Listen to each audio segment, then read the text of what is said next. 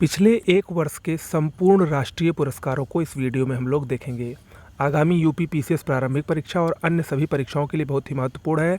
देखिए, हमारी PDF current affairs की पिछले एक वर्ष की 25 अप्रैल को लॉन्च होने वाली है, तो उसी का एक प्रकार से ये समझ लीजिए उसी में से लिया गया एक ट्रेलर है। ऐसे ही आपको पूरी की पूरी पीडीएफ मिलेगी, कम से कम 2 से 3 किताबों के मिश्रण से उसको बनाया जा रहा है, तो उससे आप निश्चिंत रहकर उसको ले सकते हैं और निश्चित रूप से 95% क्वेश्चन उससे मिलने के पूरे चांसेस रहेंगे। ओके, शुरुआत करते हैं राष्ट्रीय पुरस्कारों की। 32वां व्यास सम्मान 2022 डॉक्टर ज्ञान चतुर्वेदी को उनके उपन्यास पागल खाना के लिए दिया गया है। 32वां सरस्वती सम्मान 2022 ये तमिल लेखिका शिवशंकरी को उनकी पुस्तक सूर्यवंशम के लिए दिया गया है। 32वां बिहारी सम्मान 2022 ये डॉक्टर माधव हांडा को पंचरंग चोल पहर सखी रे के लिए दिया गया है। साहित्य अकादमी पुरस्कार 2022 ये 24 भाषाओं में प्रदान किए गए।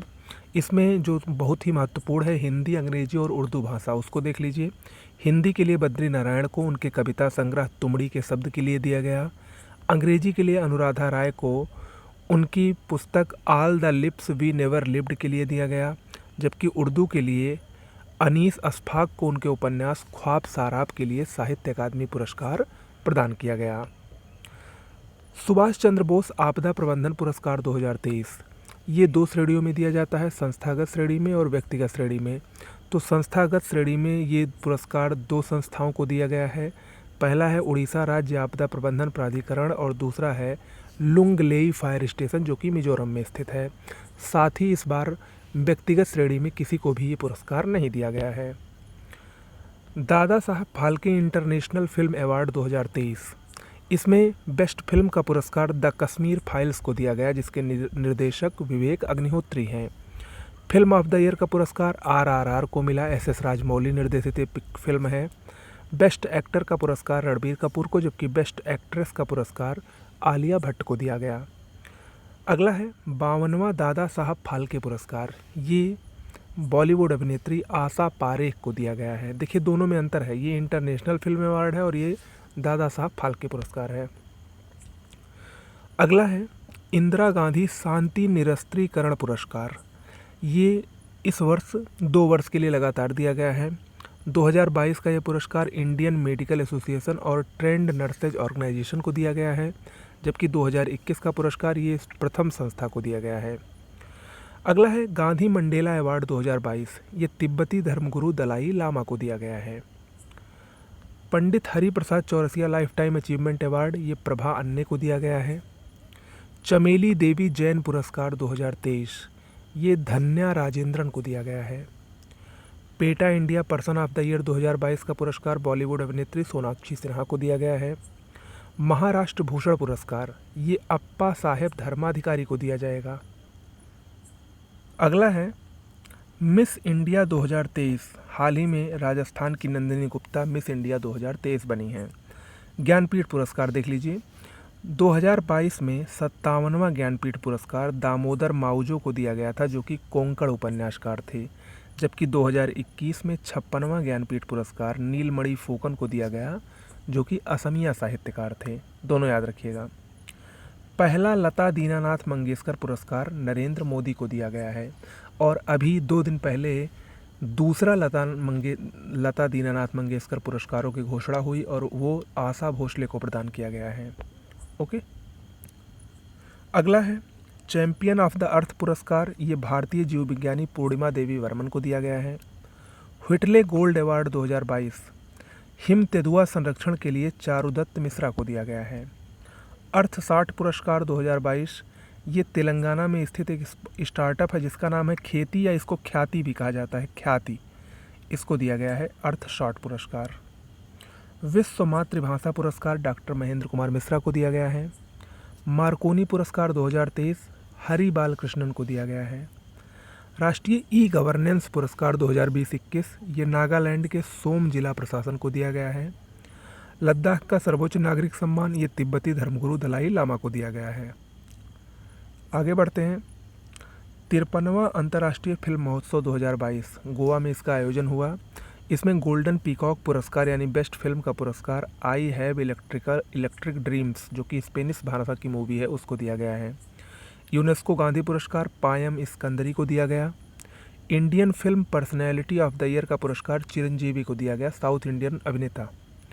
सत्यजीत रे लाइफ टाइम अचीवमेंट अवार्ड ये कार्लोस सौरा को दिया गया है इसमें। अगला है 68वां राष्ट्रीय फिल्म पुरस्कार। इसमें सर्वश्रेष्ठ फिल्म का पुरस्कार सोरो रई पोट्टू को दिया गया, जबकि सर्वश्रेष्ठ हिंदी फिल्म का पुरस्कार तुलसीदास जूनियर को दिया गया। बेस्ट अभिनेता का पुरस्कार दो लोगों को दिया गया है, अजय देवगन और सूर्या।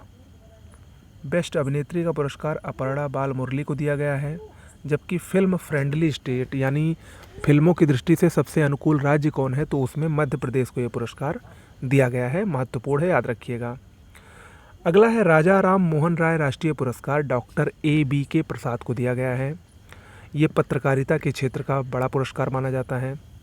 मातृभूमि book of the year award 2023 doctor Peggy Mohan को उनकी पुस्तक वांडर्स किंग्स एंड मर्चेंट के लिए दिया गया है। गणतंत्र दिवस परेड पुरस्कारों को देख लेते हैं। तो गणतंत्र दिवस परेड पुरस्कार 2023 में सर्वश्रेष्ठ झांकी का पुरस्कार उत्तराखंड की झांकी को मिला, जिसकी थीम थी मानस खंड। जबकि मंत्रालयों में अगर देखें तो जनजातीय मंत्रालय की झांकी को सर्वश्रेष्ठ झांकी का पुरस्कार मिला और इसकी थीम थी एकलव्य मॉडल आवासीय स्कूल। अगला है संगीत कला निधि पुरस्कार 2023। ये कर्नाटक की गायिका बॉम्बे जयश्री को मिला है। स्कॉच पुरस्कार ये लक्ष्मी भंडार योजना में सर्वश्रेष्ठ प्रदर्शन के लिए पश्चिम बंगाल सरकार को दिया गया है। साहित्य अकादमी युवा पुरस्कार 2022 ये भगवंत अनमोल को उनके उपन्यास प्रमेय के लिए दिया गया है। ओके, आगे बढ़ते हैं, पद्म पुरस्कारों की बात करते हैं। पद्म पुरस्कार 2023 में कुल 106 व्यक्तियों को सम्मानित किया गया है, जिसमें 6 को पद्म विभूषण, 9 को पद्म भूषण और 91 को पद्मश्री दिया गया है। इन पुरस्कारों में 19 पुरस्कार विजेता महिलाएं हैं, जबकि 7 को मरणोपरांत ये पुरस्कार दिया गया है। अगर हम बात करें पद्म विभूषण की तो 6 लोगों को मिला है, उनके नाम देख लीजिए। बालकृष्ण दोषी को मरणोपरांत मिला है वास्तुकला के क्षेत्र में। दिलीप महालनोबिस मरणोपरांत मिला है चिकित्सा के क्षेत्र में। ये जो ORS घोल हम लोग पीते हैं उसके आविष्कारक यही थे। मुलायम सिंह यादव को मरणोपरांत मिला है लोक मामले के क्षेत्र में। जाकिर हुसैन प्रसिद्ध तबला वादक, इनको कला के क्षेत्र में। श्रीनिवास वर्धन को विज्ञान के क्षेत्र में और SM कृष्णा को लोक मामले के क्षेत्र में पद्म विभूषण दिया गया है। पद्म भूषण देख लेते हैं जो 9 लोगों को मिला है। इसमें कुमार मंगलम बिरला, सुधा मूर्ति, SL भैरप्पा, दीपक धर, वाणी जयराम, स्वामी चिन्ना जियर, सुमन कल्याणपुर, कपिल कपूर और कमलेश D पटेल को पद्म भूषण से सम्मानित किया गया है। जबकि पद्मश्री कुल 91 लोगों को मिला है, लेकिन जो महत्वपूर्ण है उनको देख लीजिए परीक्षा की दृष्टि से। इसमें खासकर उत्तर प्रदेश के जितने लोग हैं उनको देख लीजिए। राधा चरण गुप्त, दिलशाद हुसैन, अरविंद कुमार, उमाशंकर पांडे, मनोरंजन साहू और विश्वनाथ प्रसाद तिवारी, ये 6 लोग उत्तर प्रदेश से संबंधित हैं। इनको पद्मश्री अवार्ड से सम्मानित किया गया है। अब शेष और देख लेते हैं। राकेश झुनझुनवाला को मरणोपरांत दिया गया है। MM कीरावानी जो कि RR फिल्म की संगीतकार है, इनको भी पद्मश्री से सम्मानित किया गया है। रवीना टंडन जो कि बॉलीवुड अभिनेत्री हैं, इनको भी मिला है। हीराबाई लोबी ये सिद्धि ट्राइब्स के बीच बच्चों की शिक्षा पर काम करती हैं, इनको भी पद्मश्री से सम्मानित किया गया है। रतन चंद्राकर अंडमान में जारवा जनजाति रहती है, उसमें उसके ऊपर ये चिकित्सक के रूप में वहाँ पर काम करते हैं, तो इनको चिकित्सा के क्षेत्र में मिला है। मुनीश चंद्र डावर, इनको भी वंचितों के इलाज के लिए जाना जाता है। VP अप्पुकुट्टन पोडोवलम ये प्रसिद्ध गांधीवादी है, इनको भी पद्मश्री से सम्मानित किया गया है। KC रनरेम संगी ये मिजो लोक गायक है, मिजोरम के हैं। मंगला कांति राय 102 वर्षीय सरिंदा वादक हैं, इनको भी पद्मश्री से सम्मानित किया गया है। मोआ सुबोंग ये नागा संगीतकार हैं। विदवेल गोपाल और मासी सदाइया ये इरूला जनजाति विशेषज्ञ हैं जो कि जहरीले सांपों को पकड़ने में माहिर होती हैं, इनको भी मिला है। तुलाराम उप्रेती जैविक खेती के जनक माने जाते हैं, जैविक खेती में अग्रणी भूमिका निभाने के लिए इनको भी पद्मश्री से सम्मानित किया गया है। ठीक है, तो ये कुछ प्रमुख लोग थे जिनको पद्मश्री से सम्मानित किया गया है। तो इस प्रकार से हम लोगों ने पूरा राष्ट्रीय पुरस्कार पिछले 1 वर्ष का जो महत्वपूर्ण राष्ट्रीय पुरस्कार थे उसको हमने देख लिया है। अब अगले वीडियो में आपको अंतर्राष्ट्रीय पुरस्कार और खेल पुरस्कार दोनों एक ही में मैं करवा दूंगा। साथ ही साथ पीडीएफ लॉन्च होने वाली है 25 अप्रैल को, तो उसको आप ज़रूर लीजिएगा निश्चित रूप से। एक ऐसी पीडीएफ जो कि आपके 2 से 3 करंट अफेयर्स की बुक को कवर करके बनाई गई है, आपके लिए आगामी सभी परीक्षाओं के लिए 100% फ़ायदेमंद रहेगी। ओके, नमस्कार।